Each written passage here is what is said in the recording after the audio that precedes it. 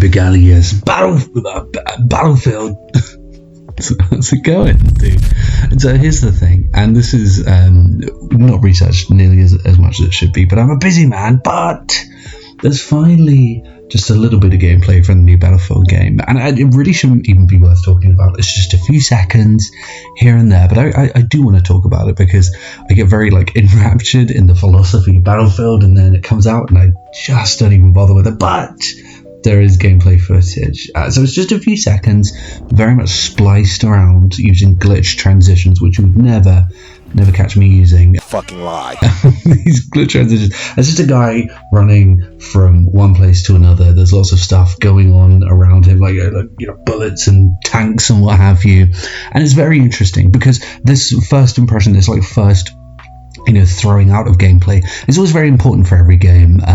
Look back at Battlefield 5 and how they bodged that, and that was your first view of the game, and it was their way to tell you that it was going to be more cartoony and poppy and brightly coloured because Fortnite, and it was their opportunity to say that to you. The same goes for a more modern example from a different franchise, Black Ops 6. They had these VCR presentation styles and filters and what have you, and that was to say that it was going to be found footagey, covert, opsy. It's very important, those first impressions. So I want to run through both the good and the not bad, but cautious, the good and the cautious.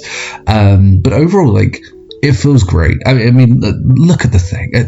Visually, that's a first tick, a big tick. This looks as though it could be a Battlefield 3 remaster. I don't think it will be, but it could be a Battlefield 3 remaster. This whole visual looks as though it's straight out of Back to Karkand, which is actually a remaster of Battlefield 2 maps, but it's that very sandy, Middle Eastern, tan building, aesthetic that was huge at the time, and it really is nostalgic. So many military games look just like this, and it really does take me back. It visually does look great with the sunny skies, and the Middle Eastern town. There was so much of this in the old Battlefield games, and to see it back is really great and far better than any other reveal we've had from a Battlefield game for a long time. Visually, I'm happy with the location that they've gone for, and another positive, another big plus is that, Jesus Christ, this is action packed. This is just action that they want you to see, which addresses one of my two core issues that I had with Battlefield 2041, which is that 42, which is that it was just so empty and open and there was nothing to do. I remember I tried to capture gameplay footage for a video once and I just ran around for 3 minutes straight.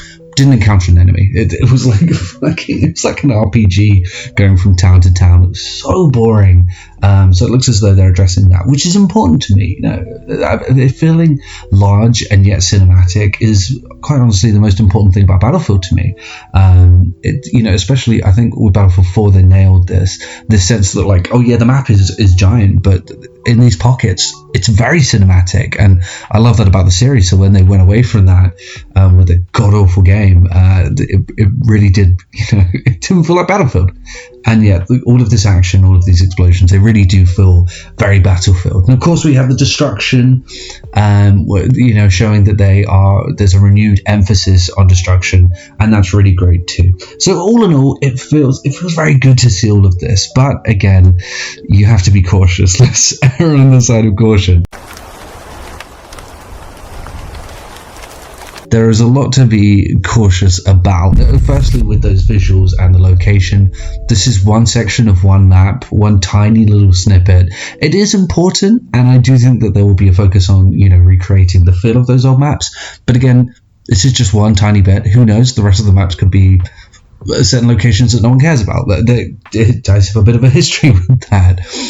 So I wouldn't take that as read. And when it comes to the destruction, you have to bear in mind, it will not look like that. It won't look like that in game, despite the fact that Battlefield destruction has looked good in the past.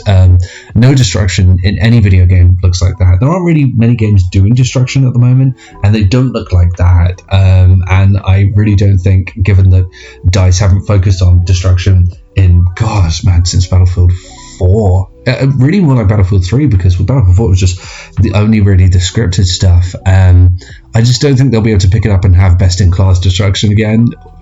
actually, there's no one in the class, so I guess they will, but you know what I mean.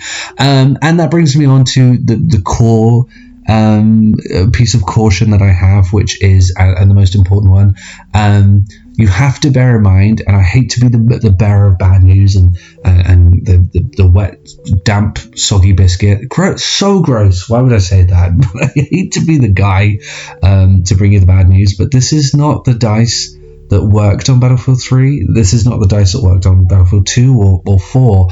Those people, they went away. I think they worked. I keep saying this, but I feel like they worked on Helldivers too. But yeah, a lot of those devs, they went away, and what was left was this new shell company. That's why Battlefield 2042 felt so different. Was it 2142? I can't even remember the name of the game. But that's why it felt so different, was because they had a bunch of part-timers. They had to develop during COVID, so they had all of these horrible part-time contracts where they would bring people in, they'd take them out, bring people in. And that just has a history of going completely well and doesn't lead to half-baked games that are incomplete and underdeveloped. There's no way that happened. But yeah, it's not the team that developed these games. And so, I mean, I'm going to have to be the one to say it. It could be a Battlefield 3 remaster. It could look just like those games that I loved, but if it plays like the most recent Battlefield, I'm going to try and attempt the name again, but if it plays like that, then it's no dice. Pun intended. It's no dice for me. I don't want it. I don't want a game that plays like that. It doesn't matter how it looks. You know, for a while I can go, oh, that's so cool, but eventually it's a game.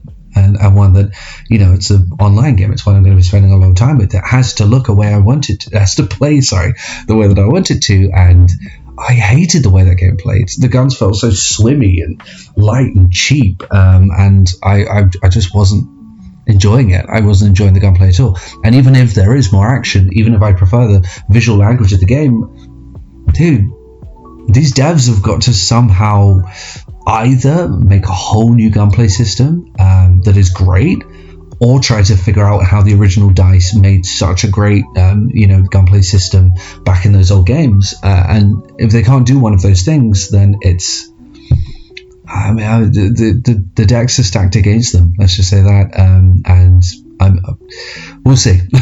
We'll see. Hopefully they're able to figure it out, but clearly they were not able to back in 2021. So those are my thoughts on those little snippets of gameplay. Optimistic, but definitely on the side of caution. And I'll see everyone later.